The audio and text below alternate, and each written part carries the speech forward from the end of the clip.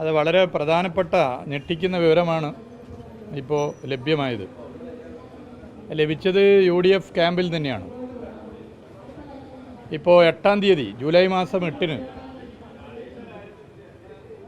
സംസ്ഥാന സർക്കാരിൻ്റെ ഹൈക്കോടതിയിൽ സ്റ്റാൻഡ് പറയേണ്ട അഭിഭാഷകരെ, പ്ലീഡർമാരെ നിയമിച്ച ഉത്തരവ് വന്നു. ഉത്തരവ് 4-ാമത്തെ ഉത്തരവാണ്. ആ 4-ാം ഉത്തരവ് 31 പേരെയാണ് നിയമിച്ചത്. ആ 31 പേരെന്ന് പറയുമ്പോൾ അതിൽ സീനിയർ പ്ലീഡർമാർ, സ്പെഷ്യൽ പ്ലീഡർമാർ അടങ്ങിയ 31 പേരാണ്. അതിൽ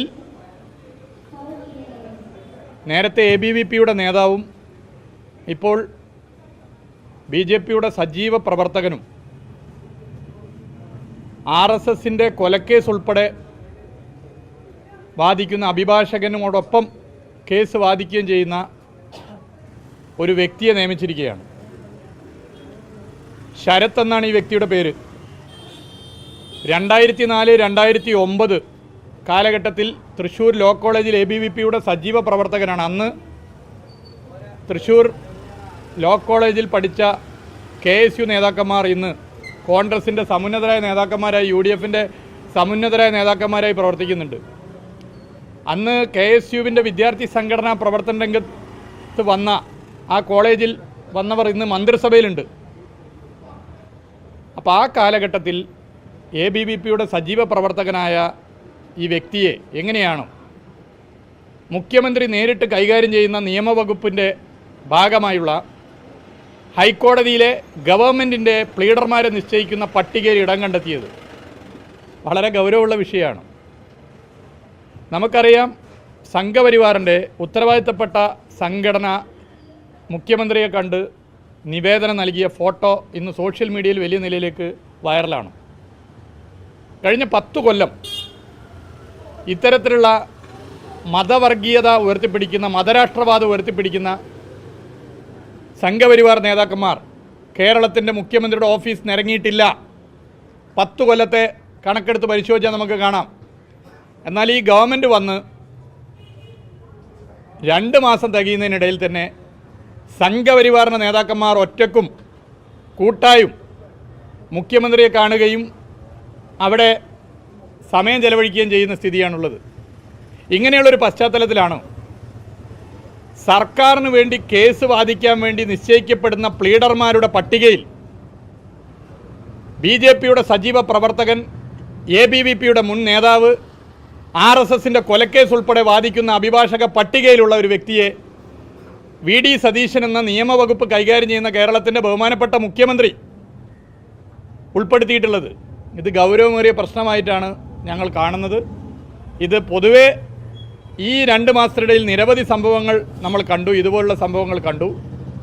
ആ നിരവധി സംഭവങ്ങളുടെ പട്ടികയിൽ പെടുത്തുന്ന ഒരു പ്രധാനപ്പെട്ട വിഷയമാണ് എന്താണിതിൽ കോൺഗ്രസിൻ്റെ നിലപാട്, എന്താണിതിൽ AICCയുടെ നിലപാട്, എന്താണിതിൽ അക്കാലഘട്ടത്തിൽ KSUവിനെ കേരളത്തിൽ നയിച്ച് ഇന്ന് മന്ത്രിസഭയിൽ ഉൾപ്പെടെയുള്ള മന്ത്രിമാരുടെ നിലപാട് എന്നറിഞ്ഞാൽ കൊള്ളാം.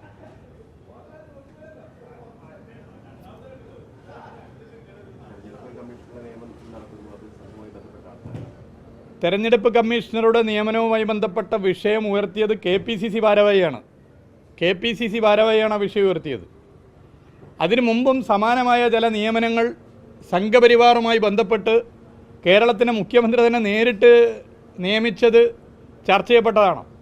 അങ്ങനെ ചർച്ച ചെയ്യപ്പെടുമ്പോൾ അതിൽ നിന്നും ഒരടി പിറകോട്ട് പോകാതെ ഇതുപോലുള്ള ആളുകളെ ഇനിയും നിയമിക്കുന്നു എന്നുള്ളത് ഇവർ തമ്മിലുള്ള കൃത്യമായ നെക്സസിൻ്റെ ഏറ്റവും വലിയ ഉദാഹരണമായിട്ട് നമുക്ക് കാണാൻ വേണ്ടി സാധിക്കും. കേരളത്തിലെ കഴിഞ്ഞ 10 കൊല്ലം ഞാൻ നേരത്തെ പറഞ്ഞു, മുഖ്യമന്ത്രിയുടെ ഓഫീസിൽ സംഘപരിവാർ നേതാക്കന്മാർ നിരങ്ങാറില്ല.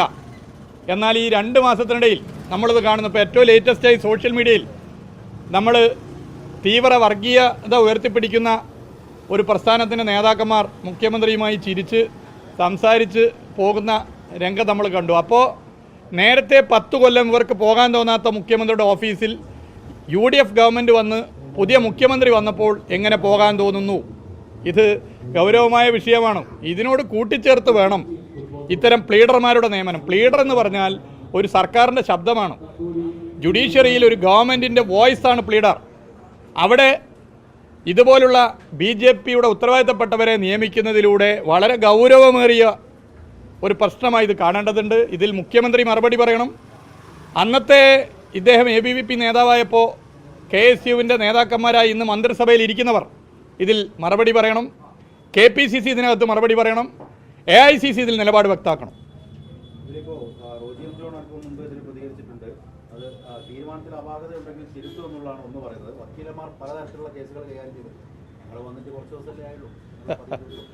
അല്ല, തിരുത്തലുകൾ നല്ലതാണ്. പ്രതിപക്ഷം എന്നുള്ളതിൽ ഞങ്ങൾ ശ്രദ്ധപ്പെടുത്തി ചിലത് തിരുത്തിക്കുക എന്നുള്ളത് ഞങ്ങളുടെ ഉത്തരവാദിത്തമാണ്. ഞങ്ങളത് ആ നിലയിലാണ് രാഷ്ട്രീയ പ്രവർത്തനത്തെ കാണുന്നത്. ഇപ്പോൾ ഒരു മന്ത്രി ഇത് പരിശോധിക്കുമെന്ന് പറഞ്ഞത് പരിശോധിക്കട്ടെ. എന്നാൽ ഇത് എന്തൊരു തിരുത്തലാണ്. ഞാൻ നിയമസഭയിൽ പറഞ്ഞ പോലെ തിരുത്തലുകളുടെ ഒരു ഘോഷയാത്രയല്ലേ നടക്കുന്നത്. ഇങ്ങനെയുണ്ട് തിരുത്തൽ. ഓരോ ദിവസവും ഈ 2 തിരുത്തലാണ്. ഞങ്ങൾക്ക് നിങ്ങൾ എല്ലാ ദിവസവും കാണേണ്ട സ്ഥിതിയിലേക്ക് എത്തുകയാണ്. നമ്മൾ എടുത്ത് പരിശോധിച്ചാൽ കാണാമല്ലോ. വന്ദേ മാതരം ഗവൺമെൻറ്റിൻ്റെ സത്യപ്രതിജ്ഞ ചടങ്ങിൽ എല്ലാ ഈരടികളും പാടി ഞങ്ങൾ ആ വിഷയം മുന്നോട്ട് കൊണ്ടുവന്നു. പിന്നീട് നിയമസഭയിൽ അത് തിരുത്തി. നല്ല കാര്യം. അവിടെ നിന്ന് ഇങ്ങോട്ട് പരിശോധിച്ചാൽ കാണാം. മത്സ്യത്തൊഴിലാളികൾ ട്രോളിംഗ് നിരോധനം ജൂൺ മാസം 10-ന് ട്രോളിംഗ് നിരോധനം ആരംഭിച്ച് ജൂലൈ 31 വരെ എന്ന് പ്രഖ്യാപിച്ചു. ജൂൺ 25 കഴിഞ്ഞ് ഞങ്ങൾ മന്ത്രിയെ കണ്ട് നിവേദനം നൽകി. എല്ലാ കൊല്ലവും കഴിഞ്ഞ 10 കൊല്ലമായി ട്രോളിംഗ് നിരോധന ഘട്ടത്തിൽ സൗജന്യ റേഷൻ കൃത്യമായി ഗവൺമെൻറ് മത്സ്യത്തൊഴിലാളികൾക്ക് നൽകാറുണ്ട്. അത് അവരുടെ അവകാശമാണ്. അത് നൽകിയിട്ടില്ല എന്ന് ഞങ്ങൾ ഉന്നയിച്ചു. പഞ്ഞമാസ ധനസഹായം നൽകിയിട്ടില്ല എന്നുള്ള വിഷയം ഉന്നയിച്ചു. അത് തിരുത്തും എന്ന് പറഞ്ഞിരിക്കുകയാണ്. എന്നാൽ മത്സ്യത്തൊഴിലാളികളുടെ പല പ്രശ്നങ്ങളും തിരുത്തിയിട്ടില്ല. ഓരോ വിഷയം നിങ്ങളെടുത്തു. ആരോഗ്യമേഖല വിഷയം, ഈ കോഴിക്കോട് DM ഉണ്ടായിരുന്നോ? DMO കോഴിക്കോടില്ല, പല ജില്ലകളിലുമില്ല എന്നുള്ള വിഷയം ഞങ്ങൾ സഭയിൽ ഉന്നയിച്ചു. അവസാനം തിരുത്തി. ഇങ്ങനെ തിരുത്തുന്നത് നല്ല തന്നെ. പക്ഷേ തിരുത്താനായി തെറ്റ് ചെയ്യണോ? ഞങ്ങൾ തെറ്റ് ചെയ്യും, പക്ഷേ നാളെ തിരുത്തിക്കോളാം എന്ന് തോന്നുന്ന നിലയിൽ തെറ്റ് ചെയ്യുന്നത് ശരിയാണോ? ഇപ്പോൾ പ്രവാസികൾ കേരളത്തിൽ 40 ലക്ഷത്തോളം പ്രവാസികളുണ്ട്. ആ പ്രവാസികൾ വലിയ നിലയിലേക്ക് കേരളത്തിൽ ഇന്ത്യയിലേക്ക് അവർ കഠിനാധ്വാനം ചെയ്ത് ചോര നീരാക്കി ജോലി ചെയ്ത് വലിയ നിലയിലേക്ക് വരുമാനം തരുന്നു. ഇന്ത്യയിലേക്ക് വരുന്ന പ്രവാസികളുടെ അധ്വാനത്തിൻ്റെ ഭാഗമായുള്ള ഫണ്ടിലെ 15% മലയാളികളുടേതാണ്. അതാണ് അതിൻ്റെ പ്രത്യേകത. ഇവിടെ 96,000 പേർ പ്രവാസി പെൻഷൻ വാങ്ങുന്നുണ്ട്. ഈ 2 മാസം പെൻഷൻ കൊടുത്തിട്ടില്ല. കൃത്യമായി പ്രവാസി ക്ഷേമ ബോർഡിൽ അംശാദായം അടക്കുന്നു. പ്രവാസി ക്ഷേമ ബോർഡിന് ഫണ്ട് നൽകിക്കൊണ്ട് പെൻഷൻ നൽകാൻ ഗവൺമെൻറ് തയ്യാറാകുന്നില്ല. നോർക്കയെക്കുറിച്ച് ഒരു പരാമർശം പോലും ബഡ്ജറ്റിലുണ്ടായിട്ടില്ല. പ്രവാസി വകുപ്പും കൈകാര്യം ചെയ്യുന്നത് കേരളത്തിൻ്റെ മുഖ്യമന്ത്രിയാണ്. ഗൗരവമുള്ള വിഷയമല്ലേ? ഞങ്ങളിത് ഉന്നയിക്കുന്നു. ഈ തെറ്റെന്നാ തിരുത്തുക? ഇപ്പോൾ ഈ വിഷയം ഞങ്ങൾ കഴിഞ്ഞ 1 മാസമായിട്ട് ഉന്നയിച്ചുകൊണ്ടിരിക്കുകയാണ്. 2 മാസമായി പെൻഷനില്ല. ഈ തെറ്റ് എന്നാണ് തിരുത്തുക എന്നുള്ളതിൻ്റെ ഡേറ്റ് കൂടി ഒന്ന് അറിയിച്ചാൽ നല്ലതാണ്.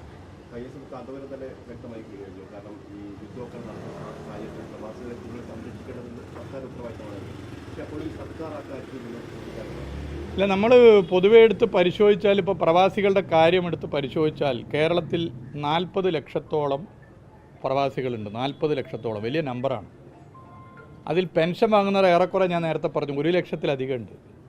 നമ്മുടെ സമ്പദ്ഘടനയ്ക്ക് എല്ലാ നിലയിലും കരുത്ത് പകരുന്നവരാണ് പ്രവാസികൾ.